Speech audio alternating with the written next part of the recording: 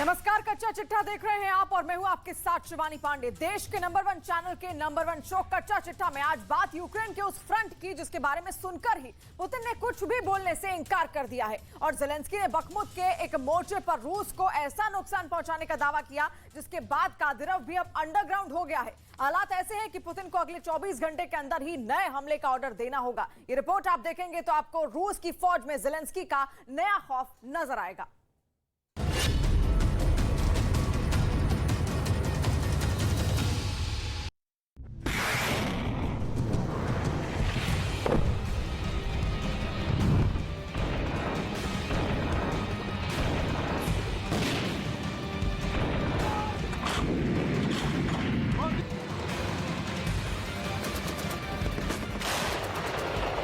Ukraine holds its lines and will never surrender.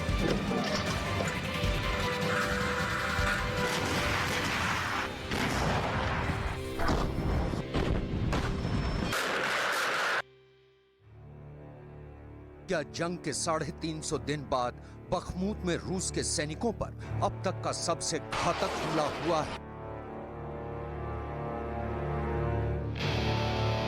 आखिर Ukraine की फौज ने पिछले 24 घंटे में महज 30 फीट के फैसले में रूस के 1000 से ज्यादा सैनिकों को कैसे मार डाला?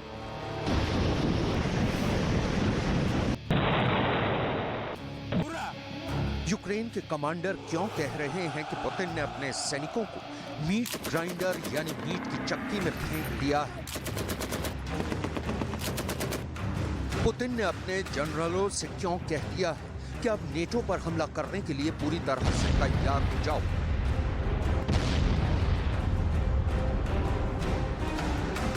क्या रूस अब पूर्वी यूक्रेन के साथ साथ पूर्वी यूरोप पर भी कब्जा करने जा रहा है? हम आपको दिखाने जा रहे हैं यूक्रेन के बखमुत में 30 फीट पर मीट की चक्की कौन चला रहा है, जबकि पुतिन का ऑपरेशन मौत यूक्रेन के लिए मातम कैसे बन गया है।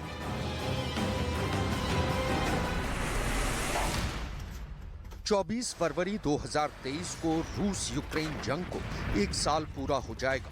यूक्रेन के दावे के मुताबिक 1 साल में अब तक रूस के 1,33,000 से ज्यादा सैनिक मारे जा चुके हैं, जबकि यूक्रेन के भी 1,10,000 से ज्यादा सैनिकों को रूसी सैनिकों ने मौत के घाट उतार दिया है।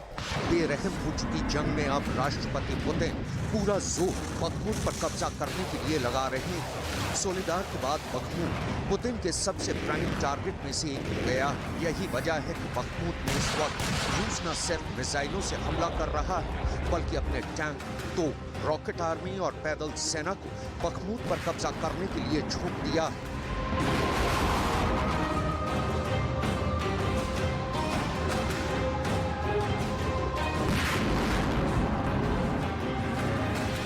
Росія не шкодує ресурсів на війну проти нашого народу, саме проти людей, проти усіх українців від Луцька до Харкова, від Сум до Одещини. Я вдячний кожному лідеру, я вдячний кожному народу, нашим партнерам, які розуміють, що такі масштабні інвестиції Росії в терор вже, уявіть собі, більше. वॉर जोन से आ रही रिपोर्ट के मुताबिक बखमुत अब यूक्रेन के लिए ऐसा किला बन चुका है जिससे अगर यूक्रेन हारा तो फिर रूस पूरे पूर्वी यूक्रेन पर बड़ी तेजी से हमला कर लेगा। इसलिए यूक्रेन की फौज नेटो और अमेरिका के हथियारों के दम पर पूरा जोर लगा रही है कि किसी तरह से रूस को बखमुत में कब्जा करने से रोका जा सके। खबर के मुताबिक रूस की फौज इस वक्त बखमुत पर कब्जा करने के लिए 100 मीटर के टारगेट बनाकर यूक्रेन की फौज पर हमला कर रही है। लेकिन इस बीच ऐसी खबर आई है जो रूस के लिए बहुत बुरी थी।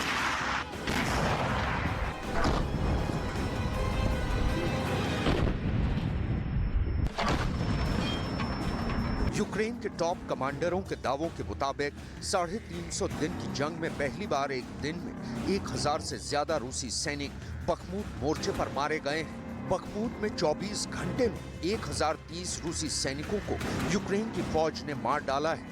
यूक्रेन तो यहां तक दावा कर रहा है कि बखमुत में रूस के 1030 सैनिक सिर्फ 30 फीट फैसला पर कब्जा करते वक्त मारे गए हैं। रूसी सैनिकों की मौत पर यूक्रेन दावा कर रहा है कि पुतिन ने बखमूत के मीट ग्राइंडर यानी मीट की चक्की में रूसी सैनिकों को मरने के लिए फेंक दिया, जहां सिर्फ 30 फीट आगे बढ़ते ही 1000 से ज्यादा रूसी सैनिक मारे गए। वहीं पोलिश थिंक टैंक रोचन कंसल्टिंग के मुताबिक जनवरी 2023 से बखमूत को रूस से बचाने के लिए 30,000 से ज्यादा यूक्रेनी सैनिक भीषण जंग रूस के साथ कर रहे हैं।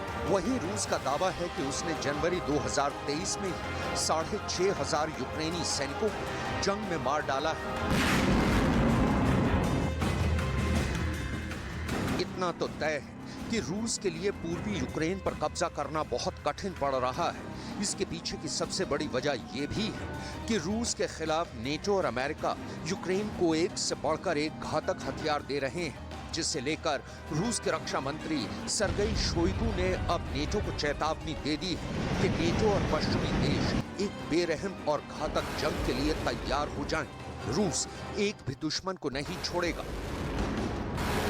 Америки и союзники пытаются максимально затянуть конфликт. Для этого они приступили к поставкам тяжелого наступательного вооружения. Открыто призывают Украину захватывать наши территории. Фактически такие шаги втягивают страны НАТО в конфликт. यूक्रेन को नेटो और पश्चिमी देशों से 321 टैंक मिलने जा रहे हैं, जबकि यूक्रेन के राष्ट्रपति जेलेंस्की को लगता है कि यूक्रेन को 500 एडवांस टैंक, 204वीं पीढ़ी के फाइटर जेट, लंबी दूरी की 1000 तोपें और 1000 आत्मघाती ड्रोन की जरूरत तुरंत पड़ रही है, वरना रूस पूर्वी यूक्रेन पर पूरी तरह से कब्जा कर लेगा।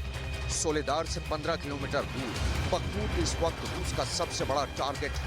यूक्रेन के दावों के मुताबिक रूसी सैनिक अपने साथियों की लाशों को कुचलते हुए आगे बढ़ रहे हैं और हमला कर रहे हैं। जेलेंस्की को यही डर है कि अगर बखमूत यूक्रेन के हाथ से निकला तो फिर यूक्रेन को कोई भी नहीं बचा पाएगा। Бажаю здоров'я, шановні українці. Провів сьогодні чергове засідання Ставки. Основна увага, звичайно, ситуація на фронті. Передусім на Донеччині та на південних напрямках. Ситуація дуже жорстка. Бахмутський, Вугледарський та інші напрямки в Донецькій області – це постійні російські штурми, постійні намагання прорвати нашу оборону. Ворог не рахує людей і попри численні свої втрати पूर्वी यूक्रेन को बचाने के लिए यूक्रेन ने पूरा जोर लगा दिया है। खास तौर से बखमूत में अब यूक्रेन के वजूद की जंग हो रही है।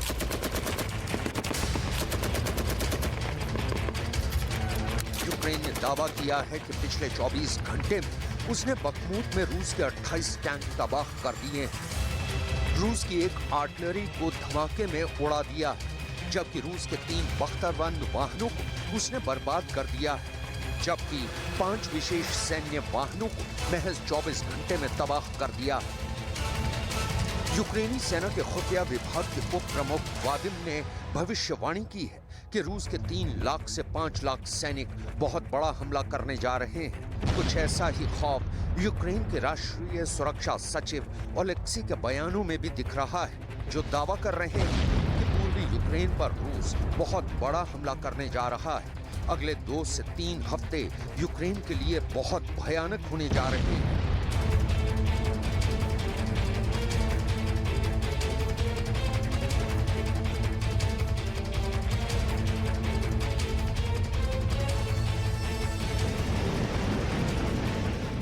Федерація зараз готується до максимального загострення. Вона зараз збирає всі можливі і неможливі сили, які в неї є, проводить зараз навчання, тренування. Чи буде іти з усіх боків? На сьогоднішній день я можу сказати, що ми не виключаємо будь-якого розвитку сценарія подій найближчі 2-3 тижні. यूक्रेन के बखमूत में भले ही रूस को बड़ा नुकसान हुआ, लेकिन पूर्वी यूक्रेन पर कब्जे को लेकर पुतिन के तेवरों में जरा भी नरमी और ढिलाई नजर नहीं आ रही है। पुतिन ने रूस की फौज को साफ आदेश दे दिया कि मार्च 2023 तक पूर्वी यूक्रेन पर हर हाल में कब्जा करना होगा। अब देखना होगा कि अगले 24 घंटे में रूस बखमूत में यूक्रेन पर किस तरह से पलटवार करता है।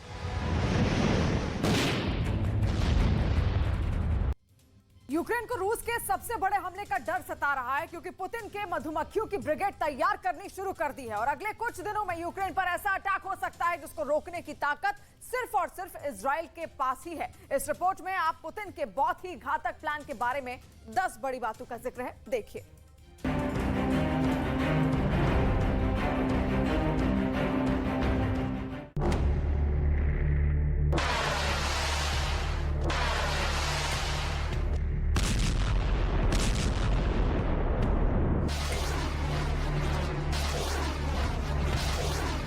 यूक्रेन में जारी रूस के अंधाधुंध हमले के बीच दो बहुत बड़ी खबरें आई हैं। खबरों को जानने से पहले उनका मजमून समझ लीजिए। व्लादिमीर पुतिन ने यूक्रेन युद्ध का ठेका ईरान को दे दिया है और यूक्रेन को बचाने की जिम्मेदारी इजराइल ने उठा ली है।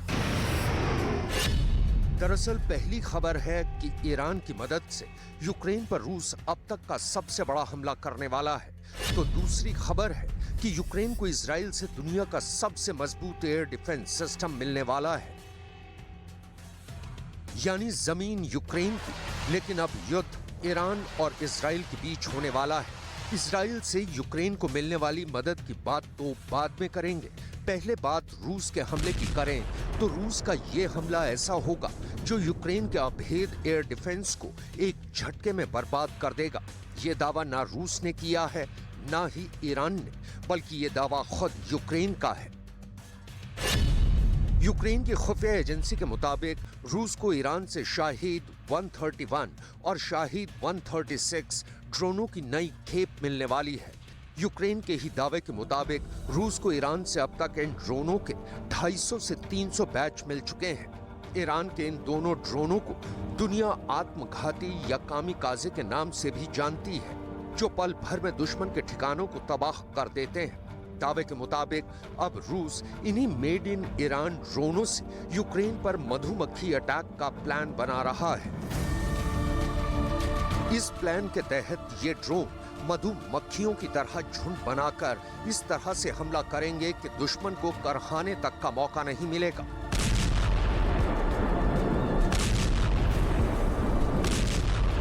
यूक्रेन में ईरान के ड्रोनों ने कहर बरपाया है, इसे पूरी दुनिया ने देखा है।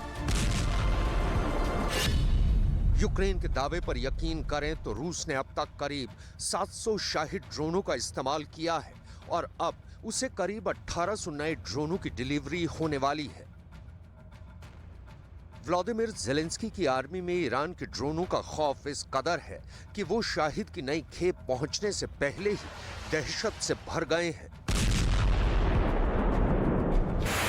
क्योंकि अब की बार इन ड्रोनों से ऐसे भीषण हमले का डर है जो बीते 1 साल में कभी नहीं हुआ। यूक्रेन और उसके मददगार दोस्त बार बार इस बात की आशंका जता रहे हैं कि युद्ध की पहली बरसी से पहले रूस अब तक का सबसे बड़ा अटैक कर सकता है। ईरान से करीब 2000 ड्रोनों की नई खेप रूस पहुंचने की खबर भी इस आशंका को सच साबित करती दिख रही है।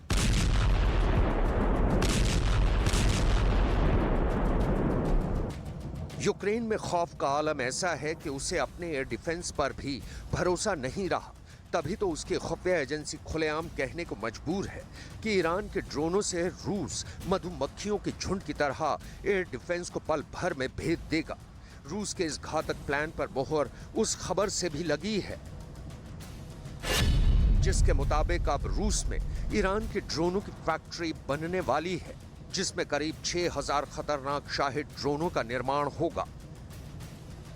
इसे लेकर ईरान की एक टीम मॉस्को का दौरा तक कर चुकी है।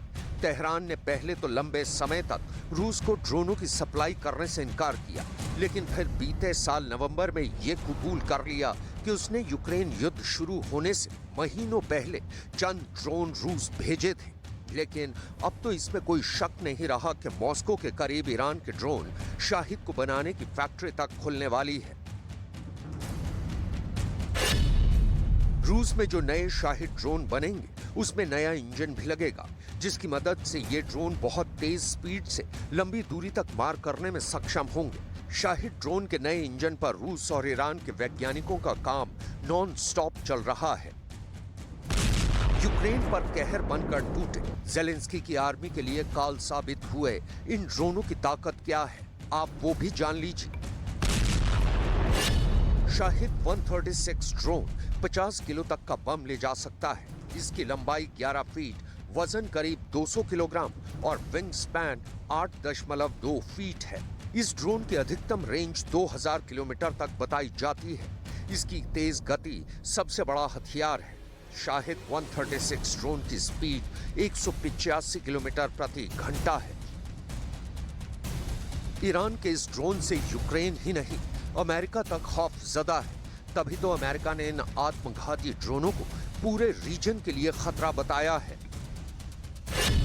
अमेरिका के दावे के मुताबिक 5 जनवरी को रूस और ईरान के अधिकारियों ने येलाबुगा का दौरा किया।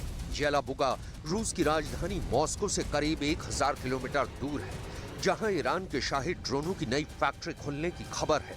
येलाबुगा का दौरा करने वाली टीम ईरान के Islamic revolutionary guard, aerospace research और स्वायत्त जिहाद संगठन और कुद्स एविएशन इंडस्ट्री के प्रमुख शामिल थे। जिस वक्त यह दौरा हुआ, उसी समय रूस ने ईरान के कामिकाजी ड्रोन की मदद से यूक्रेन में ताबड़तोड़ बमबारी की। ड्रोनों के कामयाब हमले की वजह व्लादिमीर पुतिन का ये स्टॉक खाली होने लगा। तो अब करीब 2000 नए ड्रोन मंगाने के साथ ही रूस के राष्ट्रपति ने अपने देश में ही शाहिद की नई फैक्ट्री खोलने का फैसला ले लिया। ज़ेलेंस्की के जहन में पुतिन के इन मेड इन ईरान ड्रोनों का डर इस कदर घर कर गया है कि वो इसकी मॉस्को वाली फैक्ट्री को खुलने से पहले ही बंद कराने की गुहार लगा रहे हैं। На рівні Сполучених Штатів дуже важливо зупиняти відновлення цього виробництва. अगर रूस में ही ये ड्रोन फैक्ट्री खुल गई और शाहिद 136 का प्रोडक्शन जल्द शुरू हो गया, तब तो यूक्रेन की बर्बादी भी उसी रफ्तार से बढ़ सकती है। यही वजह है कि अमेरिका भी रूस और ईरान की इस जुगलबंदी को तोड़ने के मिशन में जुटा है। To work together to confront and counter the dangerous and destabilizing influence of Iran. As President Biden has made clear, the United States is committed to preventing Iran from acquiring a nuclear weapon. Iran is a threat not only to Israel and the region, but increasingly to the world, as we've seen recently in its provision of drones to Russia to prosecute its war of aggression in Ukraine. Ukraine का दावा तो यहां तक है कि जनवरी 2023 में भी Iran ने रूस को शाहिद 136 की डिलीवरी की है। यूक्रेन के मुताबिक 400 यूएवीज के साथ शाहिद 136 कामिकाज़े ड्रोन की नई खेप रूस पहुंच चुकी है। खबरें तो ऐसी भी हैं कि जल्दी ही ईरान अपनी फतेह 110 और जुल्फिकार बैलिस्टिक मिसाइल भी रूस को देने वाला है। ईरान और रूस में बढ़ती करीबी से जो बाइडन भी घबरा गए हैं, क्योंकि अमेरिका पहले ही ये बता चुका है कि पुतिन ईरान के पायलटों को रूस के लड़ाकू विमानों की ट्रेनिंग दिलवा रहे हैं। और बीते महीने ईरान ने इस बात की तस्दीक भी कर दी कि उसने रूस से सुखोई Su-35 फाइटर जेट खरीदने का फैसला लिया है, जिसकी सप्लाई अगले 3 महीने में शुरू भी हो जाएगी। इतना ही नहीं, रूस की तरफ से ईरान को S-400 एयर डिफेंस सिस्टम देने पर मंथन भी चल रहा है। ईरान को रूस से S-400 मिलने वाला है, तो इजराइल भी यूक्रेन को दुनिया के बेहतरीन एयर डिफेंस सिस्टम आयरन डोम देने पर विचार कर रहा है।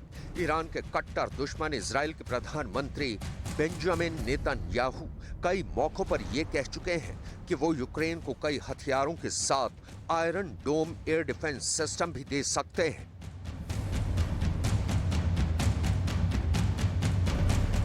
नेतन्याहू ने हालिया फ्रांस दौरे पर भी यूक्रेन को आयरन डोम देने का इशारा किया।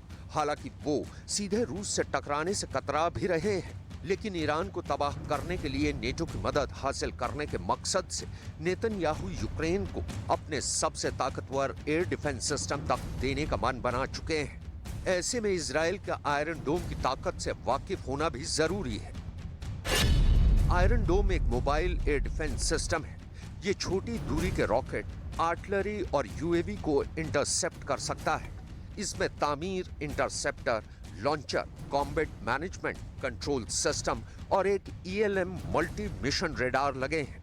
आयरन डोम 70 किलोमीटर के अंदर टारगेट को इंटरसेप्ट कर सकता है। इसका सक्सेस रेट 90% तक माना जाता है। इजराइल आयरन डोम को दुनिया का सबसे ताकतवर एयर डिफेंस सिस्टम मानता है। यही वजह है कि ज़ेलेंस्की इसके जरिए यूक्रेन को अभेद बनाना चाहते हैं। Росії, і тим гарантованіше буде захищеність європейської безпеки і свободи. लेकिन पुतिन है कि हमेशा दुश्मन से 2 कदम आगे चलने में माहिर है। ऐसे में उन्होंने ईरान के आत्मघाती ड्रोनों के जरिए यूक्रेन के अभेद आसमान में सुराख कर उसे राख में बदलने का पुख्ता प्लान पहले से ही तैयार कर लिया है।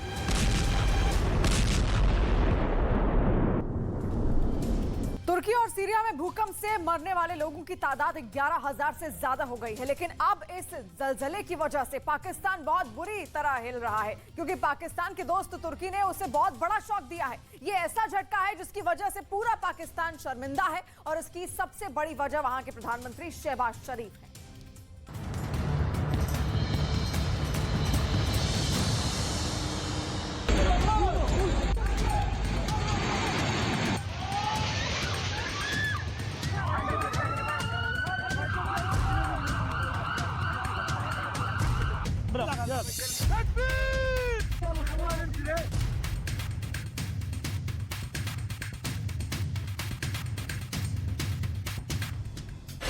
पाकिस्तान की नकली हमदर्दी पर तुर्की ने ऐसा तमाचा मारा कि पूरी दुनिया हैरान रह गई। अर्दोआन ने शहबाज शरीफ को ऐसा दो टूक जवाब दिया है कि शहबाज शरीफ पाकिस्तान में मुंह दिखाने लायक नहीं बचे हैं।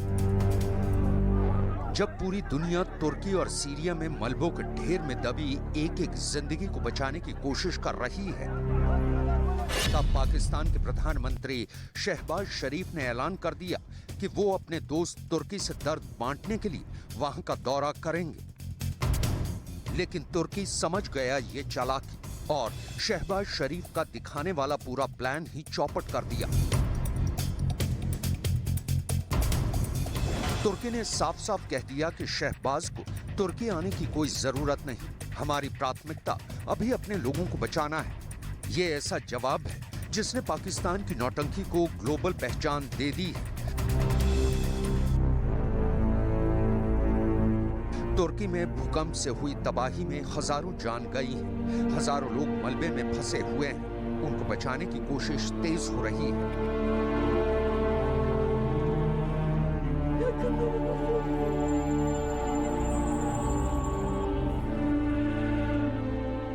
लेकिन हर सेकंड के साथ वक्त हाथ से भी निकलता जा रहा है। ऐसे वक्त में शहबाज शरीफ का तुर्की दौरे का ऐलान करना बेवकूफी कहा जा सकता है,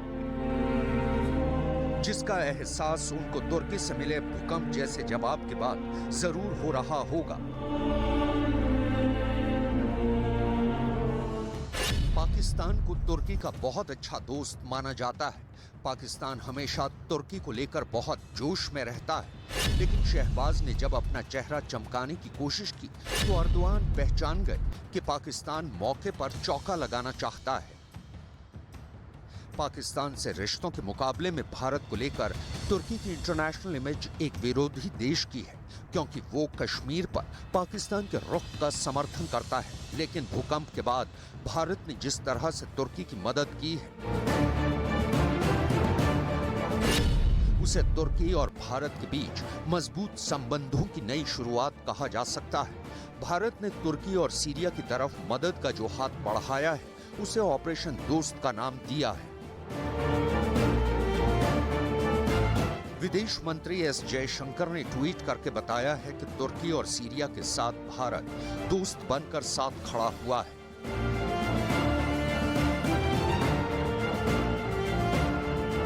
वहीं शहबाज शरीफ और उनके विदेश मंत्री बिलावल भुट्टो को बहुत बेइज्जत होना पड़ा है और तुर्की के कमेंट के बाद उनका दौरा रद्द कर दिया गया है। बेचारे शहबाज और बिलावल करते भी क्या, उनके पास कोई और विकल्प नहीं था।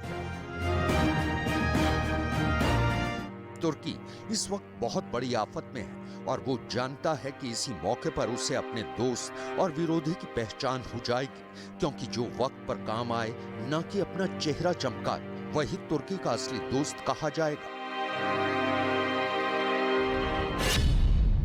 पाकिस्तान ने तुर्की में मदद के लिए 2 C-130 विमानों में सामान भेजा है। इसमें 36 लोगों की टीम है।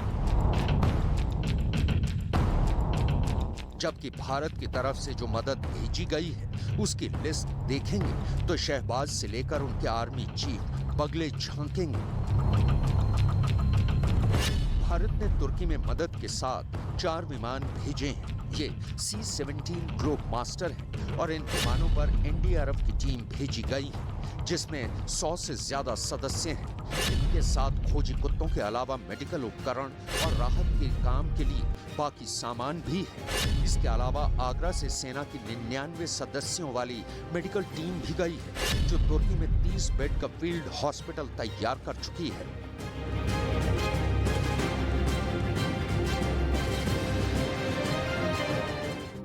भूकंप जैसी किसी भी प्राकृतिक आपदा के बाद पहले 24 से 48 घंटे बहुत अहम होते हैं और इस दौरान अगर मदद पहुंच जाए तो बहुत सी जिंदगियां बचाई जा सकती हैं।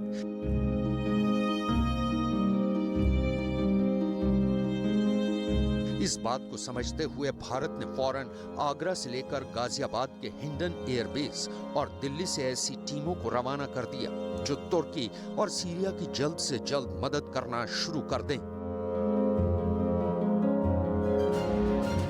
आगरा से सेना की जो मेडिकल टीम तुर्की भेजी गई उसमें कई डॉक्टर हैं, कई पैरामेडिकल स्टाफ हैं जो तुर्की में लोगों के इलाज में मदद करेंगे।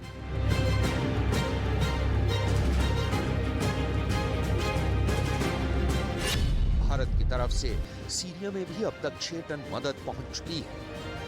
भारत से 3 ट्रकों में ऐसा सामान भेजा गया है जिसमें दवाओं के अलावा मेडिकल उपकरण हैं। लोगों की मदद के लिए सामान भी है। दमिश्क एयरपोर्ट पर भारत का विमान उतरने के बाद सीरिया भी कह रहा है कि भारत उसका बहुत पुराना दोस्त है और ये रिश्ता उसके लिए बहुत अहमियत रखता है।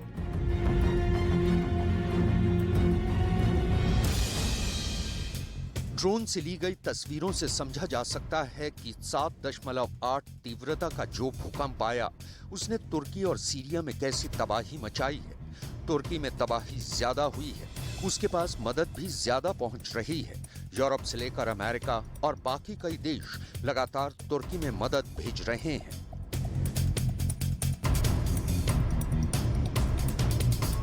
तुर्की के एक शहर अंताकिया से आई ये रिपोर्ट देखिए। यहाँ मलबे में दबे 2 बच्चों को बचाया गया। ये करीब 2 दिन से फंसे हुए थे और फिर रेस्क्यू टीम किसी तरह इन तक पहुंची। इन दोनों बच्चों को जिंदा निकाल लिया गया। तुर्की के एक और शहर कहराम नमरास में तो एक 3 साल के बच्चे को मलबे से जिंदा निकाला गया। ये किसी करिश्मे से कम नहीं कहा जाएगा। मलबे में दबे बहुत से लोग अब भी सांस ले रहे हैं, लेकिन उन तक पहुंचना वक्त के साथ मुश्किल होता जा रहा है।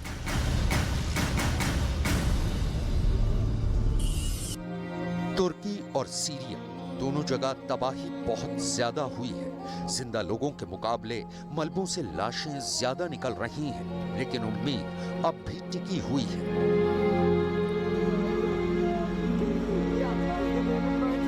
क्योंकि ऐसे रेस्क्यू मिशन में करिश्मे होते हैं और लोग आखिरी दम तक उम्मीद नहीं छोड़ना चाहते। वो परेशान हैं, रो रहे हैं। अमेरिका ने 80 सदस्यों का एक दल भेजा है और इस टीम ने आदि यामान प्रांत में लोगों को बचाने का काम शुरू कर दिया है। चीन ने 82 सदस्यों की एक टीम भेजी है। इसमें 4 खोजी कुत्ते हैं और 20 टन सामान है, जिसमें मेडिकल उपकरण और दवाइयां भी हैं। जापान ने 73 सदस्यों की टीम भेजी है। साथ में बाकी जरूरी सामान जैसे जनरेटर और मेडिकल किट हैं। यूएई ने तुर्की में एक फील्ड अस्पताल बनाने का इंतजाम कर दिया है ताकि लोगों का इलाज किया जा सके। ब्रिटेन ने 76 सदस्यों की टीम भेजी है। इनमें डॉक्टर भी हैं, साथ में खोजी कुत्ते और मेडिकल इस्तेमाल का सामान है। स्पेन ने मदद के साथ 2 विमान और 2 वॉरशिप भेजे हैं, जिसमें सैकड़ों नौसैनिक हैं। सऊदी अरब ने लगातार मदद के लिए तुर्की तक एयर ब्रिज कायम कर दिया है, जिसमें लगातार तुर्की और सीरिया दोनों के लिए मदद भेजी जा रही है। कतर भी तुर्की के हालात को देखते हुए वहां फील्ड अस्पताल तैयार कर रहा है। ऐसी ही मदद इराक की तरफ से भी की जा रही है।